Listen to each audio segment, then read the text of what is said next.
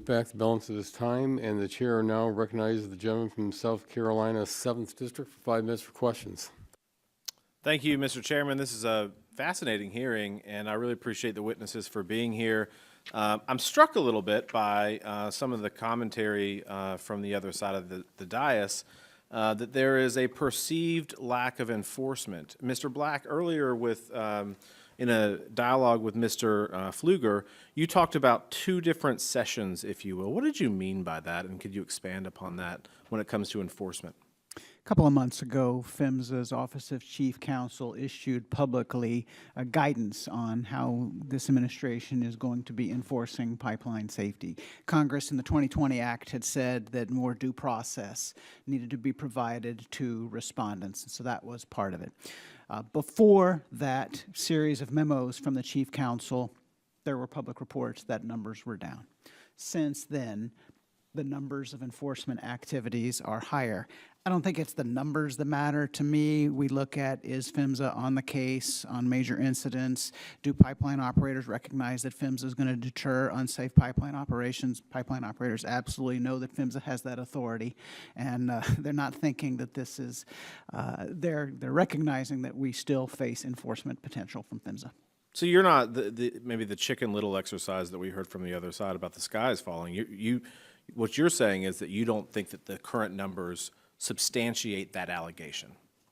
Correct, and I'm not sure if numbers are the right way to do it. On the Keystone, there was a quick corrective action order telling the pipeline operator change its operations until PHMSA approved it. That's the type of activities PHMSA is supposed to do. Mr. Black, who was the head of PHMSA under the Biden administration? It was Tristan Brown, the deputy administrator. There was no confirmed administrator. Why is that? We don't know. In my time, there had never been an administration that failed to nominate an administrator. Well, I mean, we've all seen that the former president was kind of asleep at the wheel for most of his administration. So what you're saying is that there was no actual head. There was a deputy administrator, but no one that was nominated by the White House to be in the role. Correct.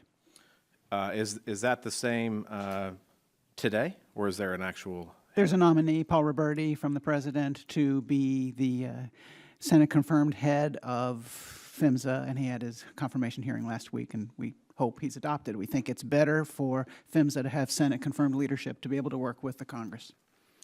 What is your understanding, Mr. Black, of the budget of PHMSA under the 2025 fiscal year?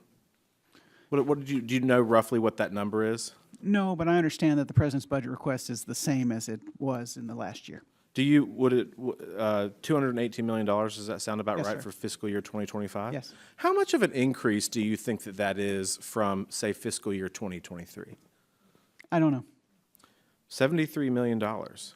Right. So you've seen a dramatic, so when we talk about scaling back funding or saving the taxpayers' money, this isn't a scenario where their budget has been flat for years and they're receiving a cut. In fact, they received a 50% increase just 2 years prior to that. So again, when we're talking about funding, I think it's important to understand the context of that funding and where these funding mechanisms came from. Do you agree?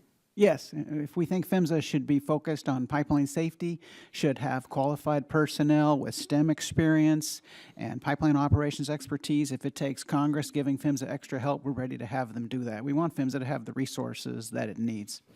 To do the job of the original mission, Focus on perhaps. pipeline safety, yes. Correct, not the other ancillary things. I mean, they've kind of become a de facto EPA, if you will, under at least the Biden administration. The emphasis was not there, right? There were congressional mandates, say, on idled pipe that were just not issued during the last administration, and they bungled the implementation of the Pipeline Safety Technology Demonstration Program. We hope that this PHMSA will be focused on the right things.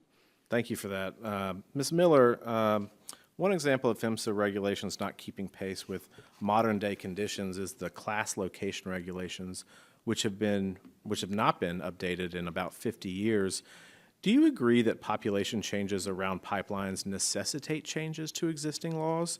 And would those changes enhance pipeline safety?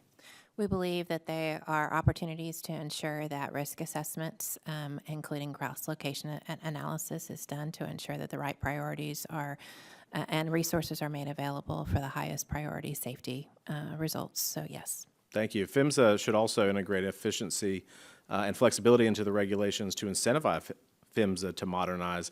Would PHMSA integrating more integrity management principles into class location regulations elevate safety standards across more miles of pipelines? We believe it would. Performance-based measures across not only interstate pipelines, but also for gathering and and local pipelines would matter as well. Thank you for that, Mr. Chairman. I yield back. Thank you.